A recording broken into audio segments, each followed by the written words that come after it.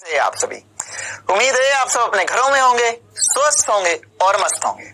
मैं शुभम पालीवाल, आपका अपना एसपी सर, फिर एक बार आपका स्वागत करता हूं बेटा डाउटनेट में। तो भैया डाउटनेट में भौतिक विज्ञान में क्या पढ़ा जा रहा था? मात्रक और मापन। आज लेक्चर नंबर 6।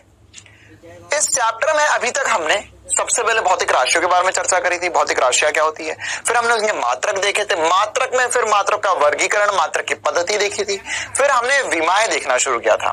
तो विमाओं में हमने फिर इंपॉर्टेंट सी बात विमीय विश्लेषण देखा, जिससे बहुत सारे सवाल बनते हैं। फिर आगे चलकर हमने सार्थक अंक पढ़े और फिर उसके अंदर हमने पिछली क्लास में त्रुटियां क्या होती है यह समझा था।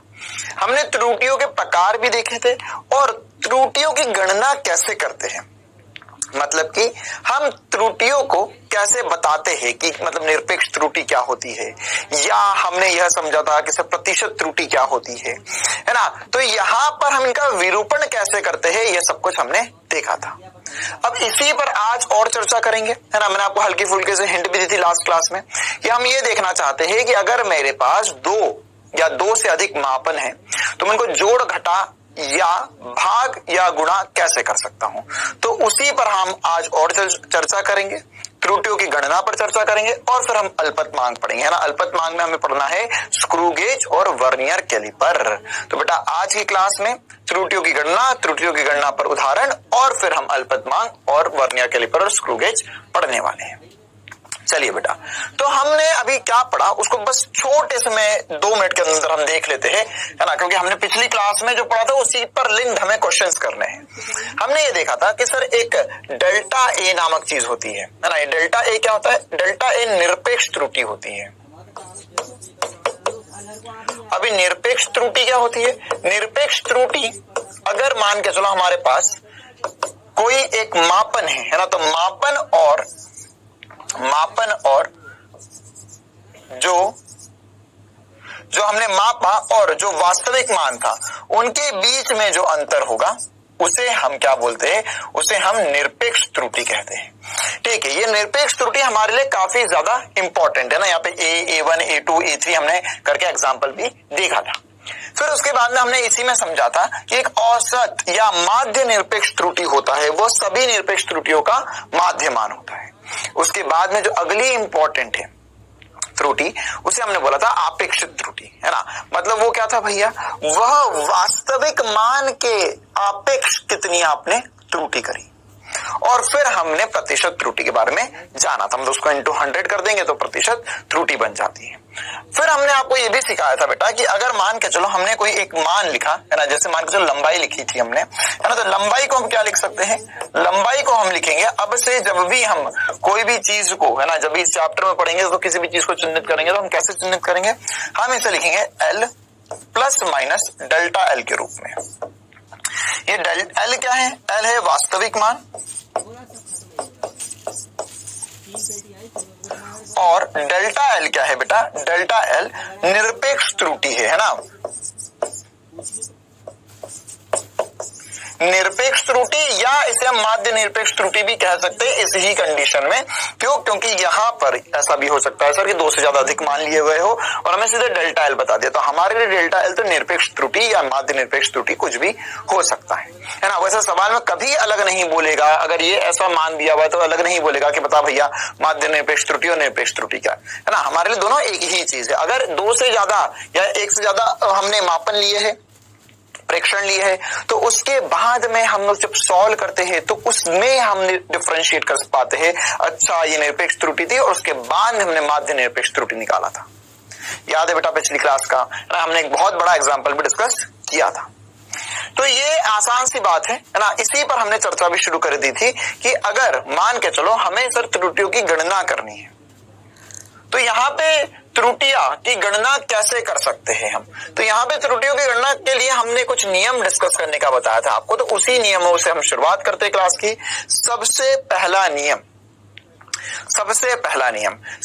नियम क्या कहता है? 2 राशियों के योग या अंतर में अधिकतम निरपेक्ष त्रुटि अलग अलग राशियों में निरपेक्ष त्रुटि के योग के बराबर होती है ना। ये क्या कहना चाहता है? ये वही कहना चाहता है जिसपे हमने लास्ट क्लास में एक एग्जांपल भी देखा था। जैसा मान के चलो मुझे बोला कि यहाँ पर कुछ a बराबर a plus minus delta a है। देखो स्मॉल a भी लिख सकते, कैपिटल A भी लिख सकते, कोई दिक्कत नहीं है। b बराबर b plus minus delta b है। ठीक है, ऐसे ही C D E F जो भी हो सकते हैं, बहुत सारी चीजें हो सकती है। मान के चलो मैंने बोला कि कोई एक x भौतिक राशि मुझे बताना है जो a प्लस b से आएगी। किससे आएगी? a plus b। मतलब मेरे को इनका योग करना है। इनका क्या करना है? योग करना है। तो जब मैं यहाँ पर इनका योग करूंगा या अंतर लूंगा, तो इसमें जो वास्तविक मान है ना, जैसे मुझे x बराबर a प्लस बी करना है या x बराबर a माइनस बी करना है, तो वास्तविक मान तो a प्लस बी या a माइनस बी को कर हम सीधे सीधे निकाल सकते हैं।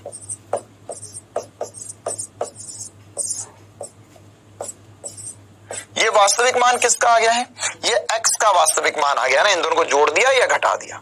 फिर इसके बाद में बेटा जब हमें इसमें त्रुटि देखना होगी ना, क्योंकि देखो वास्तविकता वाली बात क्या है भैया, जो उसने a बराबर a plus minus delta a के रूप में दिया, b plus minus delta b के रूप में दिया है, तो हमारा फर्ज बनता है कि x भी दे हम x plus minus delta x के रूप में। किसके रूप में दे? x बराबर x plus minus delta x के रूप में हम इसे दे, तो हमारी बात बनेगी और मजा आएगा। तो अब ये डेल्टा x कैसे निकाले? x तो वास्तविक मान था, जैसे हमने जोड़ घटा के निकाल लिया सीधे सीधे। अब डेल्टा x कैसे निकाले? तो डेल्टा x बेटा हम ऐसे निकालेंगे कि अगर भले ही मुझे जोड़ना हो या घटाना हो, हम डेल्टा x निकालेंगे delta a plus delta b से। याद रखना, जोड़ हो या घटा हो, जब भी हम यहाँ पे त्रुटि निकालेंगे, निरपेक्ष त्रुटि निकालेंगे, वो योग के बराबर ही होगी, है ना। सर ऐसा क्यों है? बेटा देखो, मान के चलो कि तुम्हारे घर में तुमने एक गिलास फोड़ दिया, कांच का गिलास फोड़ दिया। तो जब ये कांच का गिलास तुमने फोड़ दिया, तो आज तुमने एक फोड़ा, कल तुमने एक और फोड़ा। तो ऐसा थोड़ी ना होगा कि तुम्हारी मम्मी तुम्हें एक ही बार डांटेगी। नहीं नहीं नहीं, एक बार डांट पड़ेगी, दूसरी बार मार पड़ेगी। क्यों? क्योंकि एक बार तो तुमने ग्लास फोड़ के गलती कर ही दी, अगले दिन एक और ग्लास फोड़ दिया, तो मतलब ये तुम्हारी त्रुटि कितनी होगी? अब तुमने दो ग्लास फोड़ दिए। अच्छा, सो मेरे भाई ने भी 3 ग्लास फोड़ दिए, तो ऐसा थोड़ी ना होगा अब कि तुमने 2 फोड़े, तुम्हारे भाई ने 3 फोड़े, तो तुम्हें माफ कर दिया जाएगा। नहीं नहीं, मार तुम्हें भी पड़ेगी और उसे भी पड़ेगी, है ना। मतलब क्या होगा भैया, दोनों की त्रुटियां, जो गलतियां करी है, वो हमेशा जुड़ती है, चाहे जो हो जाए। तो ये पहला बहुत इंपॉर्टेंट सा नियम है ना। सारे एक बार नियम देख लेते हैं, फिर हम इस पर उदाहरण करना शुरू करेंगे।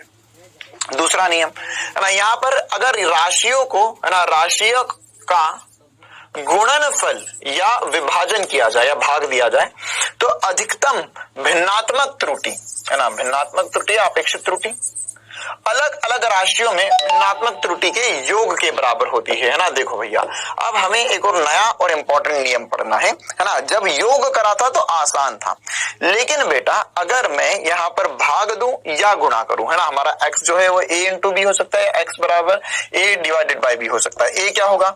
a होगा sir a plus minus delta a, और b होगा b plus minus delta b।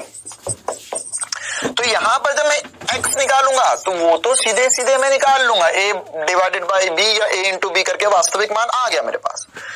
लेकिन जब मैं त्रुटि लिखूंगा तो याद रखना है बेटा, हमें ये याद रखना है कि जब भी गुणनफल या विभाजन होता है तो उस कंडीशन में हम निरपेक्ष त्रुटि नहीं बता पाते हैं।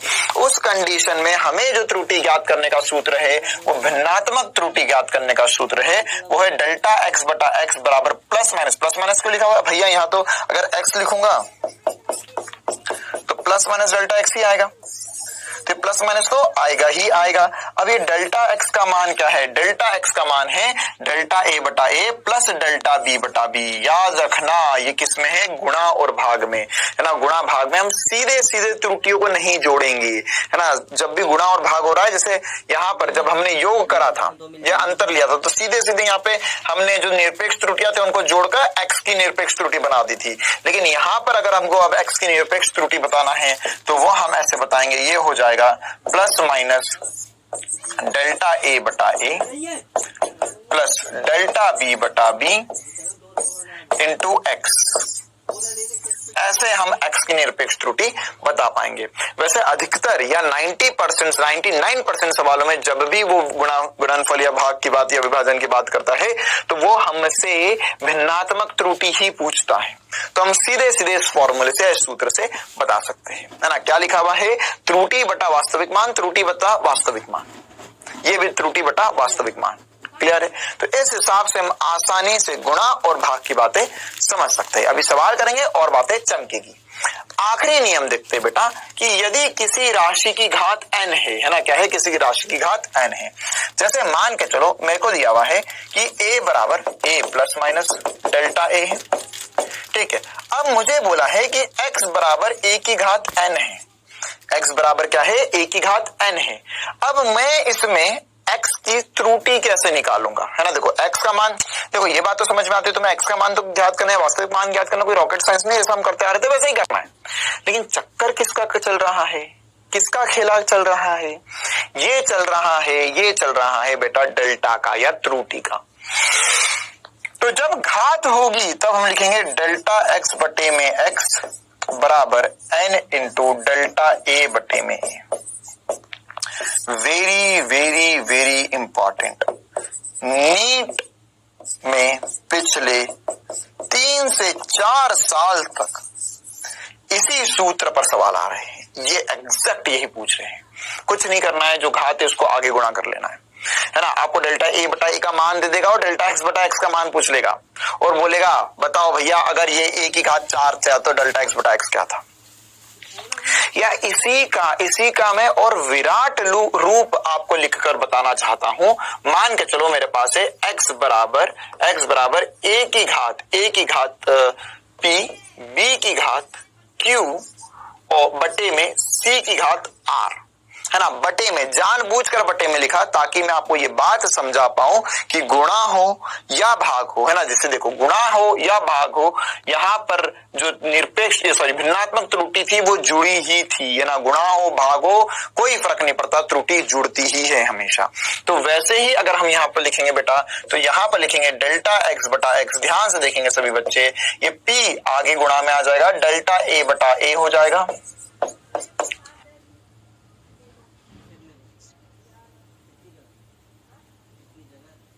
सॉरी, ये हो जाएगा डेल्टा b बटे में b plus r delta c बटे में c। बहुत ज्यादा इंपॉर्टेंट सी बात, है ना। क्या है भैया? ये r डेल्टा c बटा c, है ना। यहाँ पर मुझे पता है अगर मैं लिखने जाऊं तो इसमें c ये हो जाएगा a की घात b, b की घात q, c की घात माइनस r हो जाएगा। क्या हो जाएगा? c की घात माइनस r हो जाएगा। लेकिन c की घात माइनस r होगा, c की घात माइनस r होगा तो उसको मैं यहाँ पर माइनस नहीं लिखूंगा, है ना। भली घात पॉजिटिव में हो नेगेटिव में हो, यहाँ हमें हमेशा पॉजिटिव ही रखना है। तो इस प्रकार से हम भिन्नात्मक त्रुटि ज्ञात कर पाएंगे। और इसी को अगर इंटू 100 कर दूं तो मैं प्रतिशत त्रुटि पर पहुंच जाऊंगा। क्लियर है बेटा? चलो, तो कुछ सवाल मैं करवा रहा हूं, ऐसे ही कुछ सवाल आपको भी दूंगा करने के लिए। हम शुरुआत करते हैं पहले सवाल से, है ना। काफी सारे सवाल डिस्कस कर रहे हैं, है ना। होमवर्क में भी हमारे पास काफी सारे सवाल होंगे इस चीज को करने के लिए ना। और कुछ प्रीवियस ईयर सवाल मैं करवा रहा हूँ, कुछ प्रीवियस ईयर सवाल होमवर्क में भी आपको दिए जाएंगे। और ये जो क्वेश्चन डिस्कस कर रहा हूँ ये भी एम्स के, AIPMT के ही सारे क्वेश्चन है। पहला सवाल कहता है, दो राशियों को संबंधित मापन उपकरण की परिशुद्धता के साथ मापा गया, है ना। परिशुद्धता के साथ मतलब कि हमें डेल्टा मतलब प्लस माइनस दिया गया है, plus minus 0.5 plus minus 0.01 second. अब हमें बोला है कि a गुणा b का मान क्या होगा। देखो बेटा, हम इसमें पूछा a गुणा b है, लेकिन मैं आपको a plus b, a minus b, a divided by b सब निकाल कर दूंगा। सबसे पहले जो सवाल में पूछा है वो निकाल देते हैं, a इंटू b। तो बेटा a इंटू b कैसे निकालेंगे? a इंटू b तो सर इनका गुणा कर लो, ये हो जाएगा 2.5 गुणा 0.1, तो क्या 0.025। ये हमारा a इंटू b, जिसको हम चाहे तो x बोल सकते हैं, का मान आ गया है। ये कौन सा मान आया है? वास्तविक मान आ गया है। कौन सा मान आ गया? ये वास्तविक मान। अब बेटा अगर हमारे पास वास्तविक मान आ चुका है तो यहाँ पर हम अब निरपेक्ष कैसे ज्ञात करें? तो अभी गुणा में है, तो गुणा में हम ये नहीं करेंगे कि इसको और इसको जोड़ दूं मैं, ये नहीं कर सकते गुणा में। गुणा के लिए करना होगा मैं डेल्टा एक्स बटा एक्स बराबर डेल्टा ए बटा ए प्लस डेल्टा बी बटा बी। डेल्टा मतलब परिवर्तन, तो यहां पर डेल्टा एक्स बटा एक्स, डेल्टा ए बटा ए, डेल्टा बी बटा बी। अब तुम्हारे पास सारे मान है ना, एक बार जरा मुझे जल्दी से बता दो ये क्या है?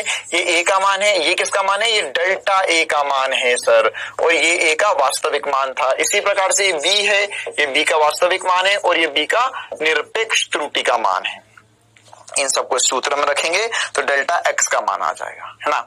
हो सकता था हमसे वो सवाल में ये ना पूछते हुए हमें भिन्नात्मक त्रुटि पूछ लेता सीधे सीधे, तो अगर हमसे वो भिन्नात्मक त्रुटि सीधे सीधे पूछता तो हमको पूरा नहीं सॉल्व करना। भिन्नात्मक त्रुटि क्या है? डेल्टा एक्स बटा एक्स भिन्नात्मक त्रुटि होगी, कितनी होगी?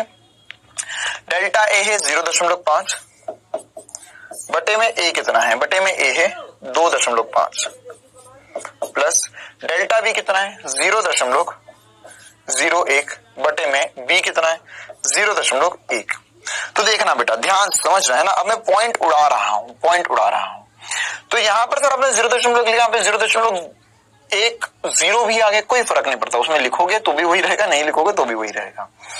यहां पर पॉइंट उड़ाएंगे, यहां पर पॉइंट उड़ाएंगे, तो देखो बेटा उड़ गए, ये पॉइंट उड़ा, ये पॉइंट उड़ा, उड़ गया, तो क्या बना? उड़ा कर यहां पर डेल्टा एक्स बटा एक्स का जो मान आ जाएगा बेटा, देखना ध्यान से, ये 5 बटा 25 बचा, प्लस यहां से जब पॉइंट उड़ेंगे बेटा तो यहां 2 जीरो आएंगे नीचे, है ना। ये 0 तो एक पॉइंट उड़ गया, लेकिन यहां जब पॉइंट उड़ाएंगे तो हमें 100 से गुणा करना पड़ेगा, और ये वाला जो पॉइंट उड़ाएंगे तो ऊपर 10 से गुणा करना पड़ेगा, तो नीचे एक 10 रह जाएगा, है ना। अपना अपना तरीका खुद से सॉल्व कर लो। तो ये हो गया 1, ये हो गया 5, तो यहां पे लिखा हुआ है 1/5 धन 1/10। तो बेटा अगर मैं इसका योग करूंगा तो ये आ जाएगा 10 एलसीएम आ जाएगा, और ऊपर हो जाएगा 2 धन 1 3। तो डेल्टा एक्स बटा एक्स का मान आ चुका है हमारे पास। किसका मान आ चुका है? डेल्टा एक्स बटा एक्स का। तो डेल्टा एक्स बटा एक्स का मान आ गया है सर 0.3। डेल्टा एक्स बटा एक्स का मान कितना आ गया है? 0.3। अब क्या करेंगे सर हम? अब हम यहां पर इसका गुणा कर देते हैं, मतलब हमें अभी तो क्या ज्ञात करके देना? उसे a इंटू बी या x का पूरा मान ज्ञात करके देना। तो x होगा x plus minus delta x होगा, ये ज्ञात करके देना है। तो x तो तुमने निकाल लिया 0.025। अब डेल्टा x निकालो, तो डेल्टा x क्या हो जाएगा? 0.3 इंटू 0.025। एक बार गुणा करते हैं बेटा, कितना आएगा सर? ये हो जाएगा 75, हाँ 75। लेकिन कहां पर आएगा? देखो ये पॉइंट गिनना है, पॉइंट थोड़ा सा लफड़ा कर देंगे, 1 2 3 4 पॉइंट आएंगे बेटा, है ना। तो ये 0.0075। ये हमारा आंसर आ गया। ये क्या आ गया? हमारा आंसर आ गया। 1 0 ज्यादा तो नहीं लगा दिया हमने, है ना। यहाँ पर 0.025। ओहो सर 1 0 तो वहीं ज्यादा हो गया। ओहो देखो यहाँ पर जब a इंटू बी करा था हमने तो 1 0 यहाँ पर ज्यादा लिया है, हम 2 ही 0 आने चाहिए थे, है ना। हाँ मुझे पता है थोड़ी सी गड़बड़ हो गई, गलती हो गई। देखो यहाँ पे ये 0.25 आएगा बेटा। 2.5 गुणा 0.1 करेंगे तो यहाँ से 2 पॉइंट हटाओ तो बट्टे में 100 आ जाएगा, तो 25/100 मतलब 0.25, है ना। तो यहाँ पर थोड़ी सी गड़बड़ हो गई थी, इसको ठीक कर दिया हमने। ओहो अच्छा हुआ भैया हमें दिख गया, वरना अभी तो तुम सर के हो गए अब मजे, अब है हमारी बारी। सर गलत हो गया सर 2.5 0.1 0.25 होता है, आपने 0.05 लिख दिया। वैसे कमेंट तो कर ही दिया होगा अभी तक तुम लोगों ने, है ना, रुकते थोड़ी ना। देखो भैया अब इसको गुणा करेंगे तो ये हो जाएगा 0.075। अब सही आया। अच्छा सर ये डेल्टा एक्स आ गया, ये डेल्टा एक्स आ गया। तो सर ये तो ऑप्शन में ही नहीं है, तो x कितना था 0.25, डेल्टा एक्स आ गया 0.075। तो ये तो ऑप्शन में ही नहीं है। कोई दिक्कत नहीं बेटा, ऑप्शन में है ना। यहाँ पर हमने एक और नियम सीखा था जो सार्थक अंक का था, है ना। ये सवाल बहुत इंटरेस्टिंग सा। देखो यहाँ पर 0.02 0.5 है और 0.001 है ना। तो यहाँ पर अगर हम ऑप्शन मिला है तो मिल ही नहीं रहा है। तो यहां पर वास्तविकता में क्या हुआ है बेटा, वास्तविकता में 0.08 है, तो इसने इसे राउंड ऑफ कर दिया और 0.08 हमें ऑप्शन में दे दिया। ठीक है, तो ये हमारा भिन्नात्मक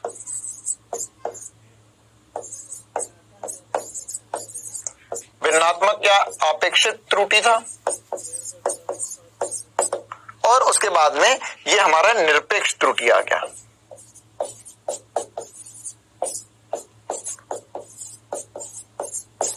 निरपेक्ष त्रुटि, ठीक है। और उसके अलावा बेटा अगर हमें x का मान पूछा जाए तो x का मान हम बता सकते हैं सर, ये हो जाएगा अब 0.25 प्लस माइनस 0.08। ये हमारे पास x का मान आ गया।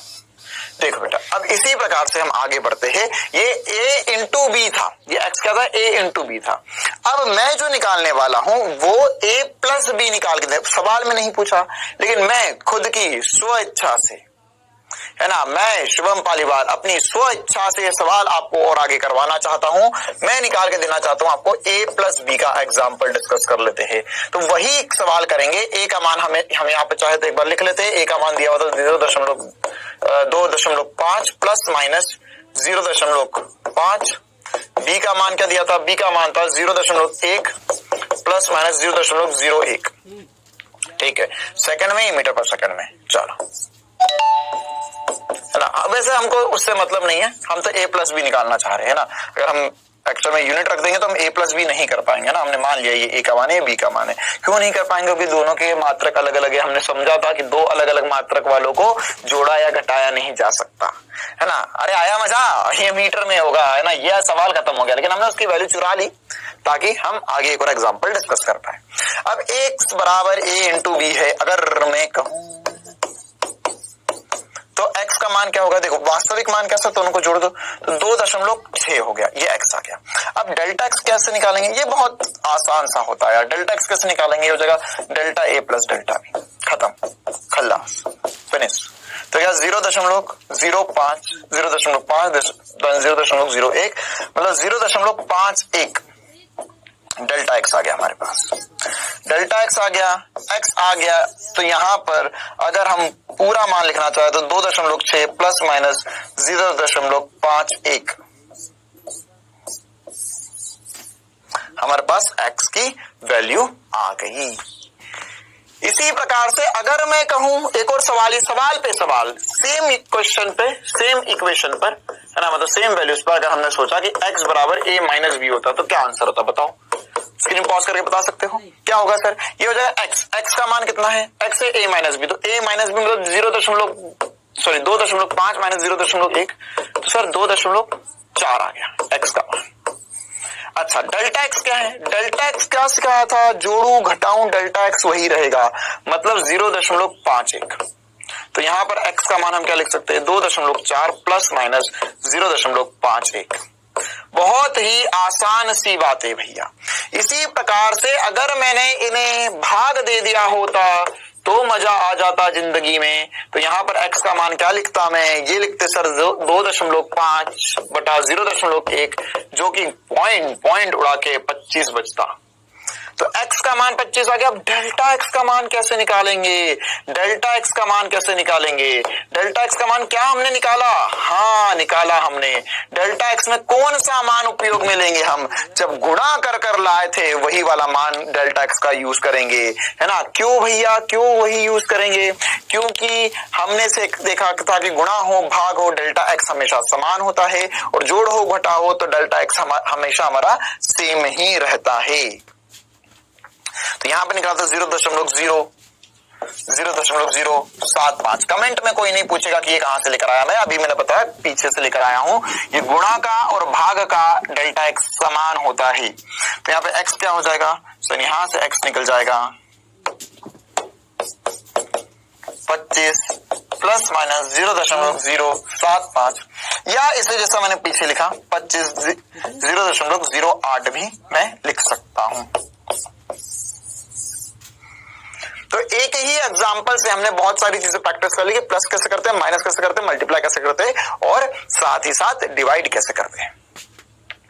अब इसमें जो नीट में सवाल आते हैं उनकी तरफ हम बढ़ते हैं। बहुत ही रोमांचक सवाल हमें बोला है V बराबर है 100 प्लस माइनस 5 वोल्ट, I बराबर है 10 प्लस माइनस 0.1 एम्पियर। हमें प्रतिरोध दिया है R बराबर V बटा I हो तो R में कुल त्रुटि कितनी होगी।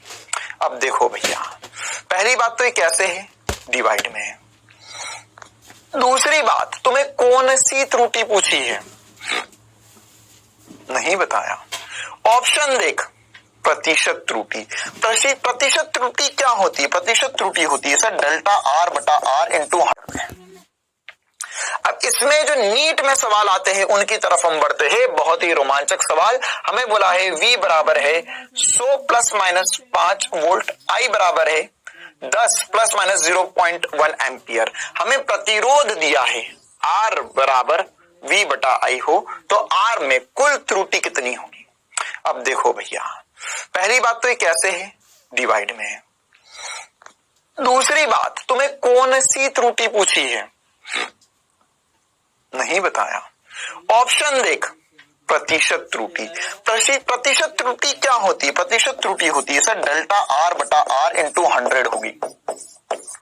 प्रतिशत त्रुटि क्या होगी, डेल्टा R बटा R इंटू 100। अब प्रतिशत त्रुटि में निकाल कैसे सकता हूं सर, बहुत आसान सी बात है, डेल्टा R बटा R निकालना है। हमें दिया हुआ है R बराबर है V बटा I, हमें पता भी है वैसे। तो यहां पे लिखेंगे हम डेल्टा R बटा R। अब भाग में है भैया, तो भाग में हम भिन्नात्मक या अपेक्षित त्रुटि ही लिखेंगे। तो डेल्टा R बटा R बराबर डेल्टा V बटा V प्लस डेल्टा I बटा I। क्लियर है, डेल्टा V बटा V प्लस डेल्टा I बटा I। डेल्टा V बटा V पता है हमें, डेल्टा I बटा I पता है। कैसे पता है सर, ये V का मान है बेटा और ये डेल्टा V का मान है, ये I का मान है बेटा और ये डेल्टा I का मान है। तो उठा के एक बार जरा तेजी में आंसर्स ले आओ। डेल्टा R बटा R जो होगा वो होगा डेल्टा V। डेल्टा V कितना है 5 बटा 100 प्लस, ये डिवाइड में हो मल्टीप्लाई में हो कोई फर्क नहीं पड़ता, यहाँ पर हमेशा प्लस ही करना पड़ेगा बीच में। डेल्टा I 0.2 बटे में 10। तो यहाँ पर क्या होगा बेटा, यहाँ पर हो जाएगा 5 बटा 100 प्लस ये पॉइंट उड़ाओगे तो हो जाएगा 2 बटा 100। पॉइंट उड़ाया तो 2 बटा 100 हो गया ना, चालाकी से मैंने काटा नहीं कुछ भी, क्यों, क्योंकि मुझे दिख रहा है ये 7 बटा 100 हो चुका है। तो डेल्टा R बटा R का मान मैंने निकाल दिया 7 बटा 100। चुटकी बजाते ही खत्म हो गया सवाल। हमें प्रतिशत त्रुटि पूछा था, तो प्रतिशत त्रुटि के लिए हमने समीकरण देखा था, सूत्र देखा था डेल्टा R बटा R इंटू 100। तो ये होगा 7 बटा 100 इंटू 100। 100 ने 100 को मार दिया, 7% हमारा जवाब आ गया। ये जो सवाल किया, इसी प्रकार के बहुत सारे सवाल पूछे जा चुके हैं, बहुत सारे सवाल है ना। अब बहुत सारे सवाल मैं भी आपको करवा रहा हूं, ऑब्वियस सी बात है ना। मैं सवाल पढ़ूंगा, आप स्क्रीन पॉज करोगे और उसके बाद में खुद से सॉल्व करोगे और आंसर कमेंट करोगे। चलो भैया, तो यहाँ पे 7% आ गई, कुछ नहीं करा मैंने, डेल्टा R बटा R निकालना था, R बराबर V बटा I होता है, और फिर से यही वाला समीकरण लगाकर सॉल्व कर दिया। अगला सवाल, स्क्रीन पॉज करो, आंसर बताओ। मुझे दिया है x बराबर m की घात a, l की घात b, t की घात c। ठीक है, तो x बराबर दिया हुआ है l की घात b, t की घात c।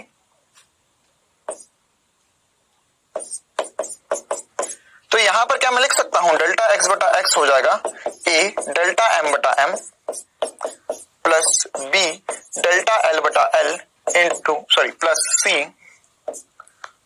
Plus c delta t बटा t। ओ हो आया मजा। यही होगा। a बराबर डेल्टा x बटा x होगा a डेल्टा m बटा a। देखो कुछ नहीं करना, घात को आगे लिया ना और डेल्टा m बटा m कर देना। अब तुम्हें क्या दिया है, तुम्हें यहाँ पर alpha percent, beta percent, gamma percent सब बहकाने वाली बातें है। क्या होता है, ये प्रतिशत त्रुटि है। तो तुम्हें दिया हुआ है डेल्टा m बटा m इंटू 100, तुम्हें दिया हुआ है alpha, delta B delta L बटा एल इंटू 100 तुम्हें दिया हुआ है बीटा, और बेटा डेल्टा टी बटा टी इंटू 100 तुम्हें दिया हुआ है गामा। ये तुम्हें दिया हुआ है, ठीक है। और तुमसे पूछा क्या है, तुम्हें x की भी प्रतिशत त्रुटि पूछी है। तो बेटा ध्यान से सुनना मेरी बात को, अगर मैं यहां पर बात बराबर ही है ना, अगर मैं यहां पर इन सबकी वैल्यूज रखूंगा, मुझे क्या दिया है, मुझे दिया है, मुझे चाहिए क्या, डेल्टा एम बटा एम चाहिए, लेकिन मुझे क्या दिया है, डेल्टा एम बटा एम इंटू 100, क्योंकि प्रतिशत में था तो इंटू 100 कर लिया। और मुझे पूछा भी क्या है, मुझे पूछा है डेल्टा एक्स बटा एक्स इंटू 100, ठीक है। तो देखना, ध्यान समझना, क्या मैं इसी चीज को ऐसा भी लिख सकता हूं, डेल्टा एक्स बटा एक्स इंटू 100 कर दूं इधर, यही बराबर होगा a इंटू डेल्टा एम बटा एम, डेल्टा एम बटा M into 100 plus b into delta L बटा L into 100 plus c into delta T बटा टी इंटू 100। अरे बात बराबर ही है, दोनों तरफ 100 का गुणा कर दिया ताकि मुझे ज्यादा आसानी से चीजें दिख जाए, है ना। मैं तुम्हें कुछ ऐसा रामबाण तरीका दिखाना चाहता हूं जिससे कभी ये समीकरण लिखना ही ना पड़े और तुम सीधे आंसर निकाल ले जाओ। ये मैंने पहली और आखिरी बार लिखकर बताया तुम्हें बोर्ड पे, इसके बाद में मैं कभी नहीं लिखूंगा और ना तो तुम अपनी कॉपी में लिखोगे। देखो ध्यान से, तुमसे ये पूछा है, तुम्हें ये दिया है, ये दिया है, ये दिया है ना। अगर मैं इसमें 100 का गुणा नहीं करता तो भी अगर मैं तुम्हें डेल्टा एम बटा एम की जगह अल्फा रख देता, इसी जगह बीटा रख देता, इसकी जगह गामा रख देता, तो यहाँ पे जो आंसर आता वो अपने आप प्रतिशत में ही आ जाता, क्योंकि ये भी प्रतिशत, ये भी प्रतिशत, ये भी प्रतिशत, तो ये भी प्रतिशत में ही निकल जाएगा। यकीन नहीं होता तो ये देख लो, ये तुम्हें पूछा है, यहाँ पर अल्फा रखोगे, यहाँ बीटा रखोगे, यहाँ गामा रखोगे। देखो क्या करोगे, इसमें लिखेंगे sir a into delta M into M बटा 100, तो डेल्टा एम बटा एम इंटू 100, तो ये अल्फा है, plus b into beta plus c into gamma, ये मेरा आंसर आ गया। क्यों, डेल्टा एक्स बटा एक्स पूछा था, तो डेल्टा एक्स बटा एक्स इंटू 100 की वैल्यू यही तो है। तो मैं ये समझाना चाह रहा हूं तुम्हें कि अगर इसको 100 से गुणा करो या ना भी करो तो भी, है ना, या यहां भी मत करो, यहां भी मत करो, यहां पे सीधे डेल्टा एम बटा एम, देखो यहां पर अगर मैं डेल्टा एम बटा एम की जगह अल्फा रख दिया होता तो a alpha plus b beta plus c gamma, वही आंसर आता, वही आंसर आता ना। यहाँ पर डेल्टा एम बटा एम की जगह अल्फा रख दिया, डेल्टा एल बटा एल की जगह बीटा रख दिया, डेल्टा टी बटा टी की जगह गामा रख दिया, वही बात बन गई। तो यहाँ से 100 से, अरे मूर्खता वाली बात है यार, 100 से गुणा करो, दोनों तरफ कर लो। अबे दोनों तरफ कर रहे तो क्या ही फर्क पड़ता है, आंसर तो वही आएगा। और ये बहुत बार पूछा जाएगा, क्लियर है बेटा। इसी प्रकार के और भी हम सवाल करते हैं। देखो हमें बोला है टी और एल की भिन्नात्मक त्रुटि क्रमशः एक्स और वाई है, भिन्नात्मक त्रुटि दिया है, ध्यान से देखना, ये भिन्नात्मक त्रुटि दिया है। तो आपको t बराबर 2 पाई अंडर रूट एल बटा जी है, तो g की गणना में भिन्नात्मक त्रुटि क्या होगी। तो देखो बेटा, हमें g की भिन्नात्मक त्रुटि बतानी है, तो यहां पर सबसे पहले फॉर्मूले का रूपांतरण कर लो। ये दिया हुआ है t बराबर 2 पाई अंडर रूट एल बटा जी दिया है, तुम्हें g चाहिए तो इसमें सीधे सीधे मत घुस जाना, पहले g का सूत्र बनाओ, जो चाहिए, जिसकी त्रुटि चाहिए उसको बराबर में सब कुछ रखो। तो यहाँ पर क्या हो जाएगा, यहाँ पर सर दोनों तरफ वर्ग ले लो, टी स्क्वायर बराबर 4 पाई स्क्वायर एल बटा जी, या मैं g को लिख सकता हूं यहां से 4 पाई स्क्वायर एल बटा टी स्क्वायर। ठीक है बेटा, पहले अब मैंने जी का सूत्र बना लिया। अब अगर मैंने जी का सूत्र बना लिया, यहाँ पर जी का सूत्र बना लिया, तो अब मैं यहाँ पर बड़ी आसानी से और चुटकी बजा के काम कर सकता हूँ। ये हुआ एल बटा टी स्क्वायर। देखो 4 पाई में कोई त्रुटि नहीं होगी, 4 एक नंबर है, उसमें कभी त्रुटि नहीं हो सकती, पाई एक नंबर है ना, नियत मान है, उसमें कभी त्रुटि नहीं हो सकती। तो मैं यहाँ से लिख सकता हूँ डेल्टा जी बटा जी बराबर होगा डेल्टा एल बटा L plus 2 into delta T बटा टी प्लस डेल्टा एल बटा L plus 2 into delta T बटा टी। वेरी इंपॉर्टेंट है ना। तो यहां पर 2 इंटू डेल्टा एल, अरे एल स्क्वायर है तो 2 है, या इसकी घात 1 है, इसकी घात 2 है, तो आगे गुणा में घात लेकर आ गया ना मैं, कैसा कर रही है, अरे ऐसे ही तो करा है मैंने घात, ये डिवाइड में था, डिवाइड में से कोई फर्क नहीं पड़ता, घात को बस आगे गुणा करना है। अब ये जो तुम्हें दिया है ना, ये तुम्हें मालूम है क्या दिया है, तुम्हें डेल्टा टी बटा टी का मान सीधे सीधे दिया हुआ है एक्स, और डेल्टा एल बटा एल का मान तुम्हें सीधे सीधे वाई दिया हुआ है। भिन्नात्मक त्रुटि लिखा है, ध्यान से देख, तो वहां पे हो गया डेल्टा एल बटा एल है sir Y plus 2 into X, ये डेल्टा जी बटा जी आ गया, जी की भिन्नात्मक त्रुटि अपेक्षित त्रुटि आ गया, तो क्या 2x प्लस वाई। क्लियर है कहानी, है ना। इसी प्रकार के और भी इंपॉर्टेंट क्वेश्चंस के साथ हम आगे बढ़ते हैं। अब आपकी बारी, एक क्वेश्चन का जवाब जल्दी से मुझे कर बताओ क्या आएगा। यहां पर बोला गया है कि यदि वृत्त की व्यास, बेटा छोटे छोटे से ऐसे ही सवाल आएंगे बस, वृत्त के व्यास का मापन 4% मतलब त्रुटि है जो 4%, तो वृत्त की परिधि में त्रुटि क्या होगी। तो परिधि में त्रुटि कैसे निकालेंगे, आसान सी बात है भैया।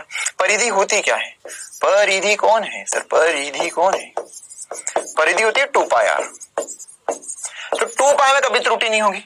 परिधि को हम c से लिख देते हैं, तो ये लिख सकता हूं मैं डेल्टा c बटा c, ये तो इसमें कोई त्रुटि नहीं होगी, इसकी घात तो एक ही है, अरे r की घात 1 है ना, तो क्या लिख देंगे डेल्टा r बटा r। ओ ये तो तुच्छ कोटि का सवाल, हाँ तो डेल्टा c बटा c, है ना। प्रतिशत पे ध्यान मत दे, आंसर भी प्रतिशत में आ जाएगा, ये 4% है तो ये भी 4% होगी, कहानी खत्म, पैसा हजम, एक लाइन का सवाल। अच्छा, इसमें अगर क्षेत्रफल में बोला होता तो, क्षेत्रफल में बोला होता तो, क्षेत्रफल में त्रुटि पूछा नहीं है लेकिन फिर भी आदत से मजबूर हम निकाल के देखेंगे क्षेत्रफल में त्रुटि कितनी है। तो कैसे निकालेंगे सर, क्षेत्रफल में त्रुटि लिख सकते हैं डेल्टा सी बटा सी। हाँ एक बार पूरा फॉर्मूला लिख दो सर, सी क्यों लिख रहे हैं हम, पहली बात तो एरिया को ए से लिखते हैं हम,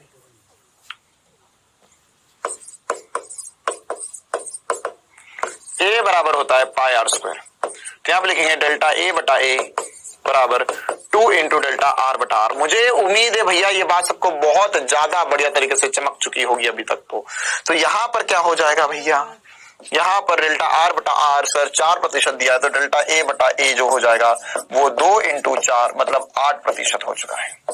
तो सरफेस एरिया सॉरी या क्षेत्रफल में अगर हमसे त्रुटि पूछता तो 8% होती।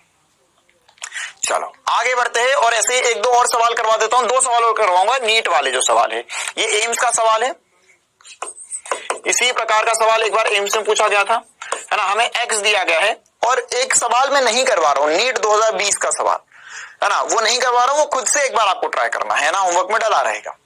तो यहां पर एग्जैक्ट इसी प्रकार का क्वेश्चन था, है ना। हमको बोला हुआ एक्स बराबर 2 L की घात 3 L की घात 2 बटे में M की घात 1, n की घात कितनी है, रूट n है, मतलब n की घात 1/2 है, और यहां पर हमें सब में त्रुटि दी गई है।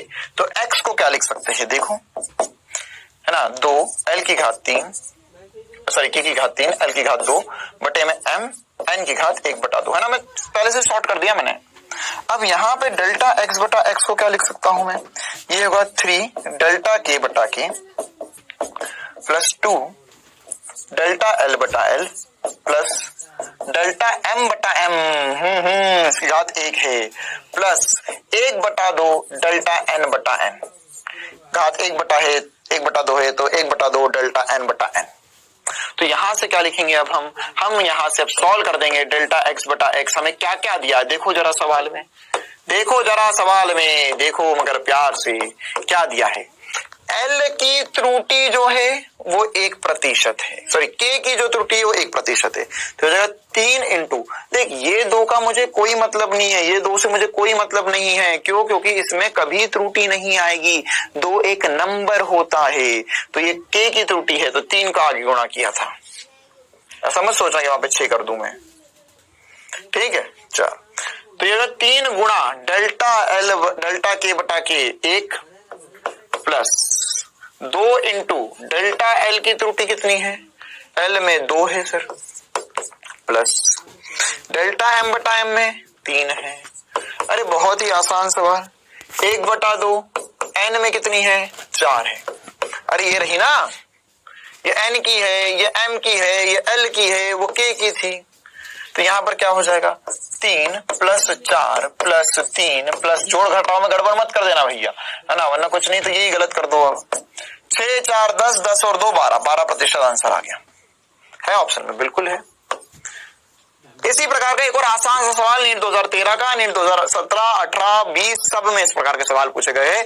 मैं एक सवाल प्रैक्टिस करवा देता हूं। यहाँ पे दिया हुआ है P बराबर वही सवाल है, अब कोई दिक्कत नहीं है। A की घात 3, B की घात 2 बटे में C इंटू डी।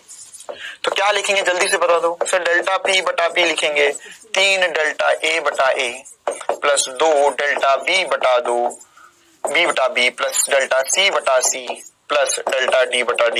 डिवाइड वाले को माइनस मत कर देना। A की त्रुटि कितनी है?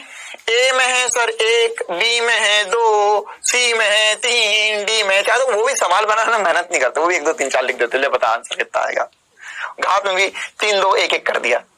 देखो ये होगा 1 प्लस 2 इंटू डेल्टा B बटा B कितना होगा? डेल्टा B बटा B हो जाएगा 2 प्लस डेल्टा C बटा C कितना हो जाएगा? डेल्टा C बटा C हो जाएगा 3 प्लस डेल्टा D बटा D 4 आ गया। 3 प्लस 4 प्लस 3 प्लस 4 तो क्या 6 और 3 13 है ऑप्शन में। कुछ गड़बड़? 4 और 4, अच्छा 4 और 4 6 और 4 14 हो गया।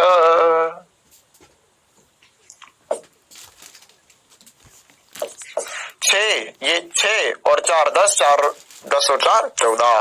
नीट 2013 का सवाल। इस प्रकार के बहुत सारे सवाल हमसे कभी हमेशा, मतलब कभी क्या, हमें हर बार पूछे गए हैं।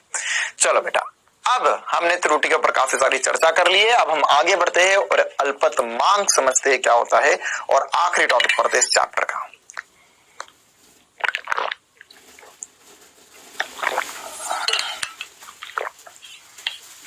इस प्रकार के 2-3 और सवाल मैं आपको होमवर्क में भी, मतलब होमवर्क में तो रहेंगे और क्विज में भी करवाऊंगा, है ना।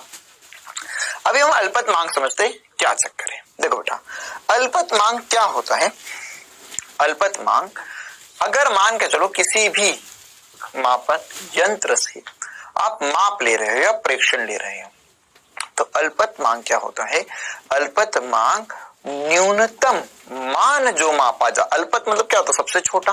तो न्यूनतम मान जो मापा जा सकता है किसी भी मापक यंत्र से, उसे हम अल्पतमांक कहते हैं। चिंता मत करो, डेफिनेशन वगैरह सब लिखवाऊंगा, ध्यान से सुनो मेरी बात को। उसे क्या कहते हैं हम? अल्पतमांक, है ना। तो अल्पतमांक क्या होता है?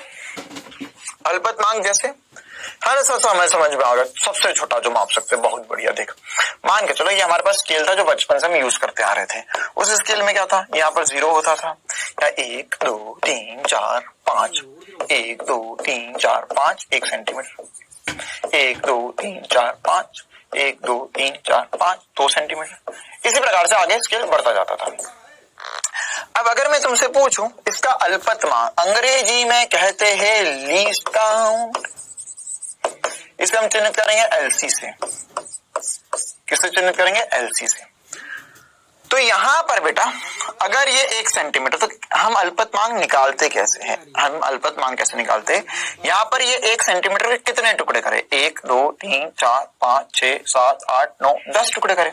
तो 1 सेंटीमीटर बटा 10, है ना, ये हमारा अल्पतमांक हो जाएगा। मतलब न्यूनतम कितना माप सकते हो, तो ये हो जाएगा 0.1 सेंटीमीटर या 1 mm, है ना। इससे 1 mm से कम लाइन नहीं मापी जा सकती, है ना। इस इंस्ट्रूमेंट से या इस स्केल से 1 mm से कम लाइन नहीं माप सकते।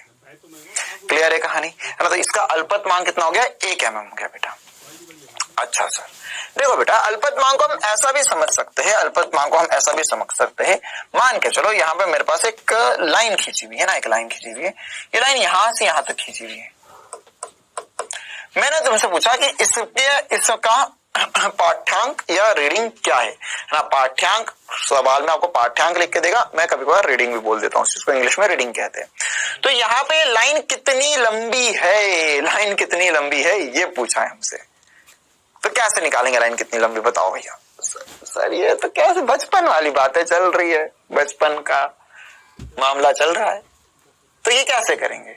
तो यहाँ पर सर, यहाँ पर हम कैसे निकाल सकते हैं? सर कैसे निकालेंगे ये लंबाई? तो सर ये 1 सेंटी नहीं, ओहो मामला फंस गया, ये 1 सेंटीमीटर और 1.1 सेंटीमीटर के बीच में है सर। तो आंसर क्या आएगा, आंसर क्या आएगा? आंसर सर मैं तो लिखूंगा 1.1 सेंटीमीटर। एक बोलेगा नहीं मैं तो 1.0 सेंटीमीटर या 1 सेंटीमीटर लिखूंगा। दोनों ही सही है क्या, या दोनों ही गलत है? वास्तविकता में क्या हुआ है बेटा, ये जो लाइन है उसको आप जिस मापक यंत्र से माप रहे हो उसका अल्पतमांक कितना है, 1 mm। अब ये लाइन 1 सेंटीमीटर और 1.1 सेंटीमीटर, या मैं लिख सकता हूं 10 mm और 11 mm के बीच में कहीं है। मतलब ये 10 दशमलव कुछ mm है। ऐसा मत सोचना कि इसको मैं एग्जैक्ट बीच में मान लूं, कहीं भी है ये, मुझे भी नहीं पता।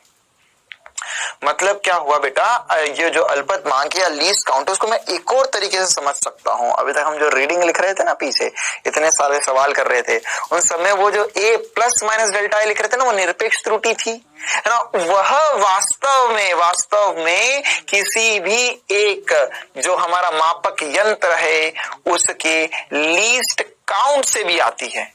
मतलब क्या हुआ सर इसका, लीस्ट काउंट से भी आती है कहने का मतलब क्या हुआ?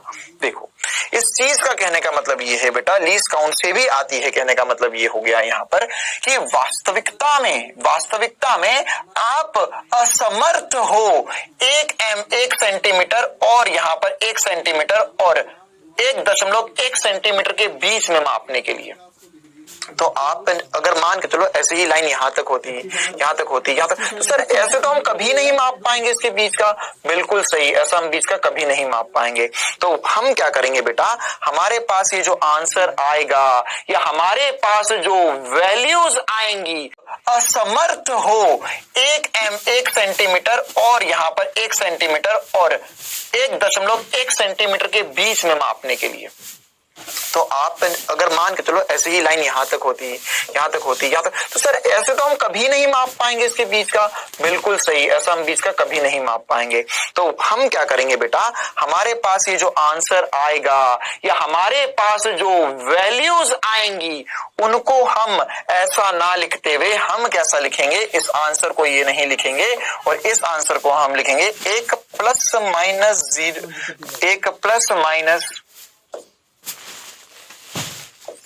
0.1 सेंटीमीटर।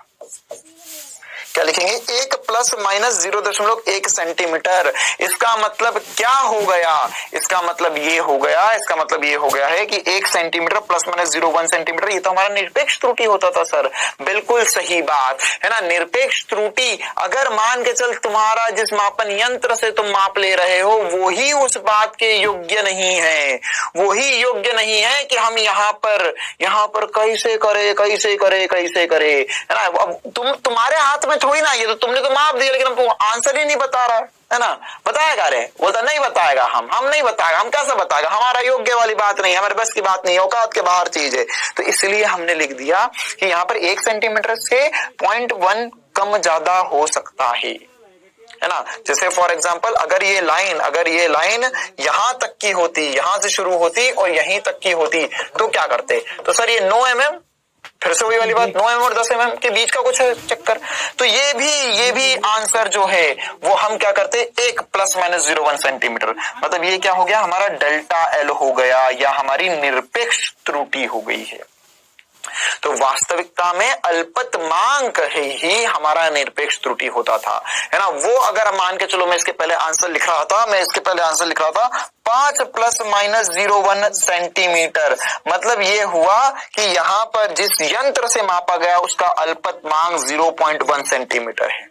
क्यों? क्योंकि यह वह अधिकतम त्रुटि है जो वो कर सकता है, इससे ज्यादा गलती नहीं कर पाएगा। क्यों? क्योंकि इससे ज्यादा तो अगर आगे बढ़ा तो सब दिख जाएगा साफ, है ना। अगर आगे वागे सब ठीक है ना, तो यहाँ पे सब कुछ दिखेगा साफ साफ। तो ये वास्तविकता में क्या है, यह अधिकतम त्रुटि है जो हम कर सकते हैं।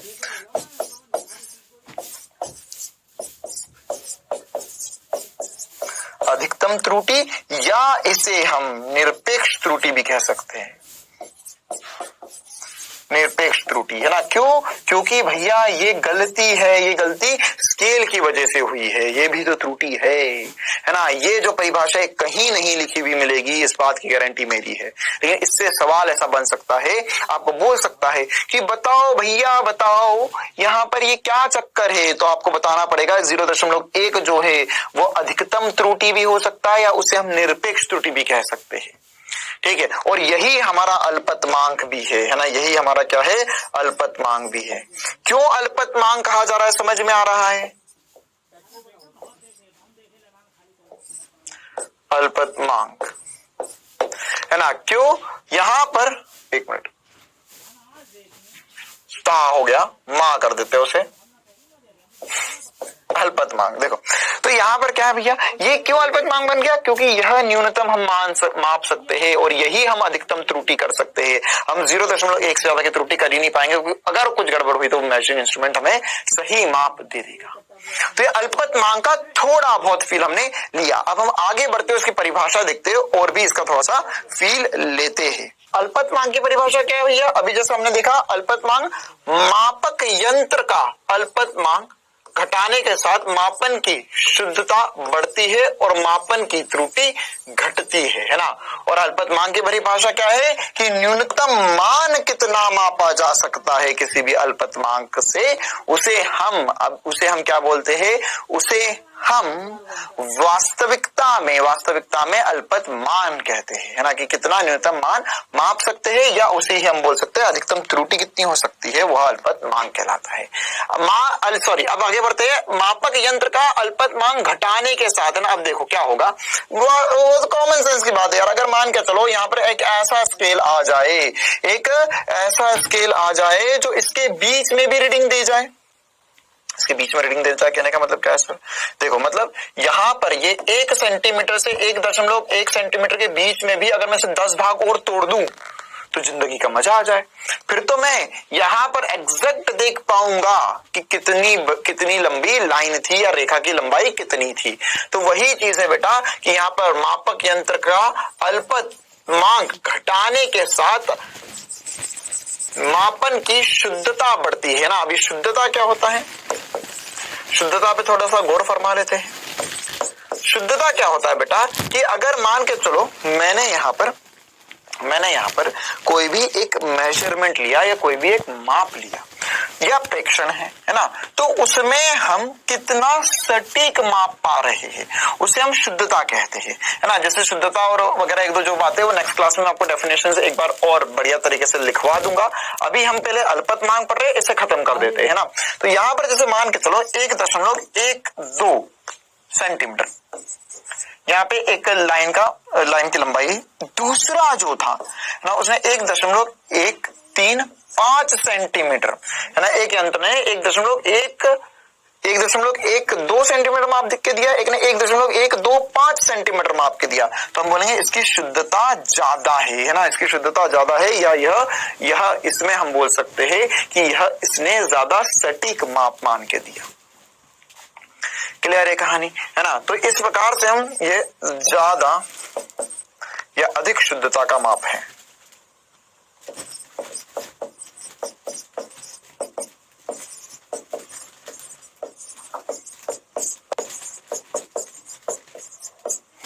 तो इसी चीज को हम और बेहतर तरीके से समझ रहे हैं, है ना। और मापन की त्रुटि घट जाती है। जैसे मैंने क्या बताया आपको भैया, ये अल्पतमांक त्रुटि भी दे रहा है, तो अगर अल्पतमांक और छोटा हो गया, जैसे देखो यहाँ पर अगर ये स्केल की बात करो तो ये स्केल 1 के बाद में 1 सेंटीमीटर 1.12 सेंटीमीटर तक माप के दे रहा है, मतलब कि दशमलव के बाद में ये 2 अंक दे रहा है मुझे, है ना। मतलब कि क्या होगा भैया, ये मेरे स्केल से और बेहतर है। मेरा स्केल जो स्केल था पुराना वाला, वो 1.1 सेंटीमीटर के बाद में सीधे 1.2 सेंटीमीटर देता, उससे पहले 1.0 सेंटीमीटर देता। उसके बीच का कोई अता पता नहीं है, इसको कोई होश ही नहीं कि क्या चल रहा है इसके बीच में, है ना। इसको कोई खोज खबर नहीं है। लेकिन ये जो है वो 1.12 दे रहा है, मतलब कि यहाँ पर ये इसने अंक या दशमलव के बाद में 2 अंक तक मुझे वैल्यू दे रहा है, ये दशमलव के बाद में 3 अंक तक वैल्यू दे रहा है, मतलब कि ये जो मापक यंत्र से मापा गया है इनकी त्रुटि और कम हो रही है, कम हो रही है, कम होती जा रही है।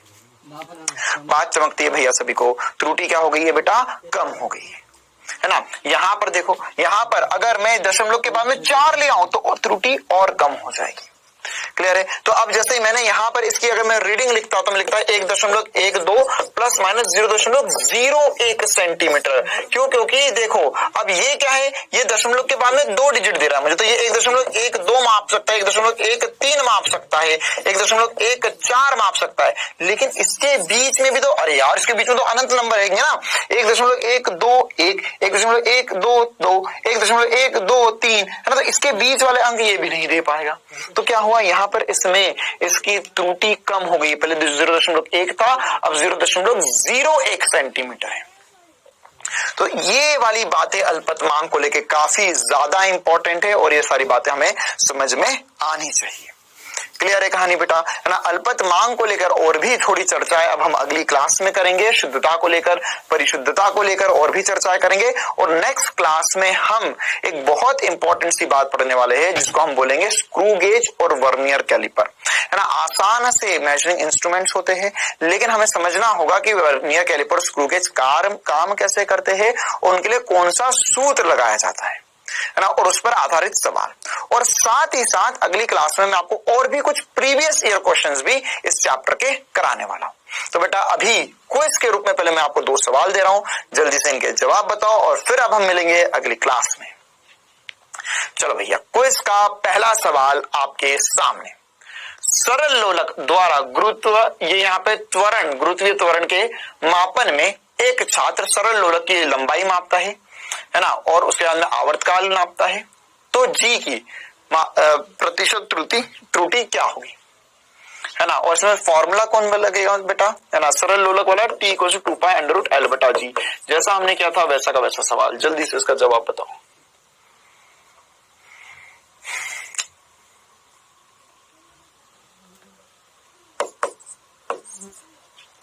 पूरे 30 सेकंड का समय सोच कर बताना। मैंने आपको बताया है त्रुटि हमेशा जुड़ती है, धनात्मक ऋणात्मक से कोई फर्क नहीं पड़ता। चलो बेटा, इस सवाल का हम जवाब जान लेते हैं, है ना। सवाल में क्या दिया गया है, हमें दिया गया है कि T = 2π√L/g। तो अब कैसे करेंगे, हमें क्या निकालना है बेटा, G के मापन में प्रतिशत त्रुटि। तो पहले जैसा हमने पीछे करा था वैसा का वैसा फिर से करेंगे। हम यहाँ पर लिखेंगे इसका स्क्वायरिंग बोथ द साइड, है ना, वापस से इसका दोनों तरफ वर्गीकरण कर लेंगे। तो T² = 4π² तो G का मान हो जाएगा 4πL/T²। जैसा पीछे करा वैसा का वैसा करने का है और कोई दिक्कत वाली बात नहीं है। अब यहां पर क्या होगा, देखो हमें बोला है कि ऋणात्मक त्रुटि है, मतलब ये -3 है और ये +1 है, लेकिन ध्यान रखना चाहे जो हो जाए, प्लस हो माइनस हो, हमेशा त्रुटि जुड़ेगी। तो ये हो जाएगा ΔG/G बराबर ΔL/L + 2 टाइम्स ΔT/T। एक बहुत इंपॉर्टेंट सा समीकरण या एक बहुत इंपॉर्टेंट सी इक्वेशन हमने बना ली। अब ये क्या हो जाएगा, ΔG/G हमें निकालना है। देखो यार ध्यान रखना, प्रतिशत हो कोई फर्क नहीं पड़ता, वही करना पड़ता है। ΔL/L ये क्या दिया हुआ है, 1%। ΔL/L दिया है 1%, इधर लिख देते हैं हम साइड में। ΔL/L दिया हुआ है 1%।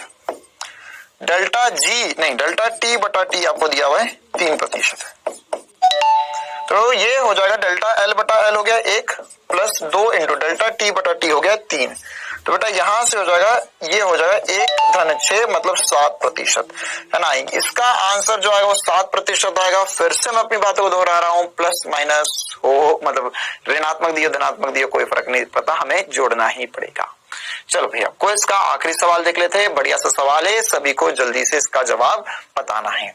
एक प्रयोग द्वारा राशियां ABC की गणना की जाती है। x = AB² / C³ द्वारा यहाँ पर इसका मान दिया जाता है। यदि ए, बी और सी मापन में प्रतिशत त्रुटि आपको 1%, 3% और 2% है, तो एक्स के मापन में प्रतिशत त्रुटि क्या होगी? जल्दी से इसका जवाब बताओ।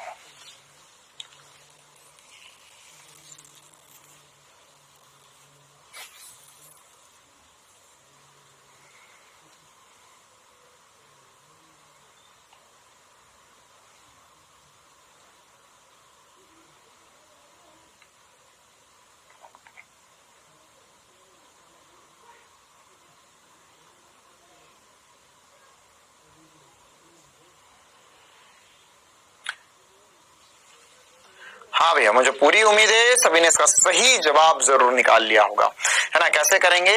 यहाँ पर जो राशि होती है उसमें, है ना, हमको दिया गया है x बराबर a b स्क्वायर बटा c क्यूब, तो इसमें हम करेंगे डेल्टा x बटा x बराबर डेल्टा a बटा a प्लस ये 2 को आगे गुणा कर लो बेटा, डेल्टा b बटा b प्लस 3 डेल्टा c बटा c। तो यहां पर हम क्या लिख सकते हैं? हम आंसर क्या लिख सकते हैं? डेल्टा ए बटा ए का मान कितना है ना। तो सर ये दिया हुआ है 1%, तो डेल्टा एक्स बटा एक्स हो गया है। डेल्टा एक्स बटा एक्स जो है वो है 1% प्लस डेल्टा बी बटा बी क्या है?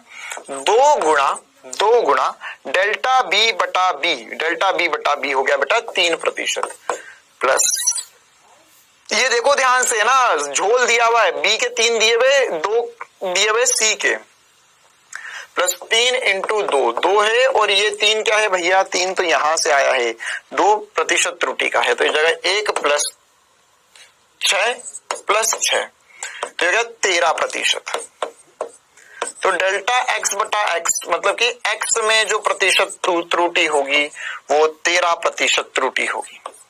क्लियर है बेटा? तो आज की क्लास के लिए इतना ही रखते हैं। हाँ, थोड़ी सी आज हम जल्दी छोड़ रहे हैं, बिल्कुल सही सोच रहे हो, है ना, क्योंकि इसका जो अगला टॉपिक है बेटा, है ना, जो हमको वर्नियर कैलिपर स्क्रू गेज पढ़ना है उसमें 25 से 30 मिनट लगेंगे अब, ठीक है। तो वो 25 से 30 मिनट फिर अगर मैं इस क्लास में ऐड करता तो क्लास थोड़ी सी लंबी हो जाती, इसलिए कल की क्लास में हम क्या करने वाले हैं? कल की क्लास में वर्नियर कैलिपर पढ़ेंगे आसान से 25 से 30 मिनट में, ना, बढ़िया तरीके से समझेंगे, सारी चीजें समझेंगे, नीट के भी प्रीवियस ईयर क्वेश्चन कर लेंगे उसके, और साथ ही साथ जो बचे हुए और प्रीवियस ईयर क्वेश्चन है, वैसे तो मैक्सिमम मैंने करवा दिए है, लेकिन अगली क्लास में मैं और भी कुछ क्वेश्चन प्रैक्टिस आपको करा दूंगा साथ ही साथ, ठीक है बेटा। हाँ, तो अगली क्लास भी थोड़ी छोटी होने वाली है। फिर उसके बाद में हम पढ़ेंगे सरल रेखा में गति, है ना। क्या पढ़ेंगे भैया? सरल रेखा में गति, एक और नया चैप्टर क्लास 11th का। चलो बेटा, तो आज की क्लास के लिए इतना ही रखते हैं। 1 मिनट रिवीजन कर लेते हैं फटाफट ना। त्रुटियों की गणना के लिए हमने क्या सीखा कि सर अगर आपको 2 चीजें जोड़ना हो, x बराबर a प्लस b करना हो, तो इसमें x प्लस b करके हम इसका वास्तविक मान निकाल सकते हैं। डेल्टा x कैसे निकलता है? डेल्टा x निकलता है delta a plus delta b करके, यह इसकी निरपेक्ष त्रुटि होती है, निरपेक्ष त्रुटि, ठीक है। इसी प्रकार से बेटा अगर हमें x बराबर a इंटू बी दिया है तो हम क्या करेंगे? इसमें हम निरपेक्ष नहीं निकालते, इसमें भिन्नात्मक त्रुटि निकलती है, और ये होता है डेल्टा x बटा x बराबर डेल्टा a बटा a प्लस डेल्टा b बटा b, है ना। इससे निरपेक्ष त्रुटि निकलती, सॉरी आपेक्षिक त्रुटि या भिन्नात्मक त्रुटि निकलती है। अगर हमें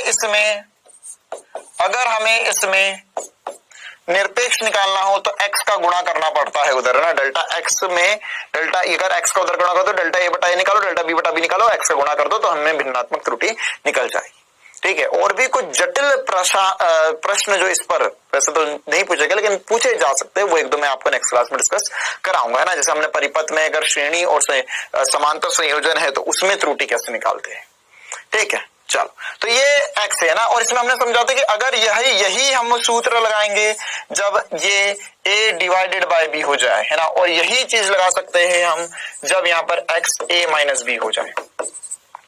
साथ ही साथ हम अगर x बराबर a की घात, है ना, ये कैपिटल a लिख रहे थे, कैपिटल a की घात कुछ दिया हुआ है हमें, कैपिटल a की घात p दिया हुआ है, b की घात q दिया हुआ है, और c की घात r दिया। डिवाइड में कोई फर्क नहीं पड़ता, डेल्टा x बटा x जो होगा बेटा वो बराबर हो जाएगा p डेल्टा a बटा a plus Q delta B बटा B plus R delta C बटा C। फिर हमने समझ लिया कि अल्पतमांक क्या होता है, न्यूनतम जो मापा जा सकता है मान, वो क्या होता है, अल्पतमांक। ठीक है ना। अल्पतमांक का ये भी चक्कर है बेटा ना कि अल्पतमांक जैसे अगर आप कहीं पर क्या मेजर कर रहे हो, है ना, उस पर भी निर्भर करता है कि कितने अल्पतमांक वाला मापक यंत्र लेना है। जैसे मान के चलो अगर मैंने तुम्हें बोला कि दिल्ली से बंबई तक की दूरी बताओ, तो उसके सेंटीमीटर में थोड़ी ना मापोगे, उसे किलोमीटर में मापोगे। तो उसमें 1-2 किलोमीटर ऊपर नीचे हो जाए तो कोई फर्क नहीं पड़ता, मतलब वहां पर जो हम स्केल लेंगे उसका अल्पतमांक किलोमीटर में होगा तो भी चलेगा। क्लियर है। सोने की दुकान पर गए, सोना खरीदने गए तो वो ग्राम में तोल गए तो उसको आधा ग्राम भी कीमती है ना। लेकिन गेहूं खरीदने गए तो उसमें आधा 1 ग्राम नहीं देखता, वो किलो में तोलता है सीधे। ठीक है, तो किसको माप रहे हो उससे भी अल्पतमांक निर्भर करता है, या उसका यंत्र कौन सा होगा, मापन यंत्र क्या होगा, वो क्या मापा जा रहा है उसके हिसाब से ही डिसाइड होता है। ठीक है, तो अगर कम अल्पतमांक वाला यंत्र यूज कर रहे हो, मतलब वो और सटीकता से आंसर देगा या उसकी शुद्धता ज्यादा होगी। ये हमने देख लिया बेटा। तो आज की क्लास के लिए इतना ही रखते हैं, कल की क्लास में मिलेंगे। हर बार की तरह होमवर्क आपको ऐप में ही मिल जाएगा, वर्नियर कैलिपर और गोलाई मापी, और साथ ही साथ PYQs प्रीवियस ईयर क्वेश्चंस। ठीक है बेटा, तो मिलते हैं अगली क्लास में। तब तक के लिए बेटा से पढ़ते रहो, स्वस्थ रहो, मस्त रहो।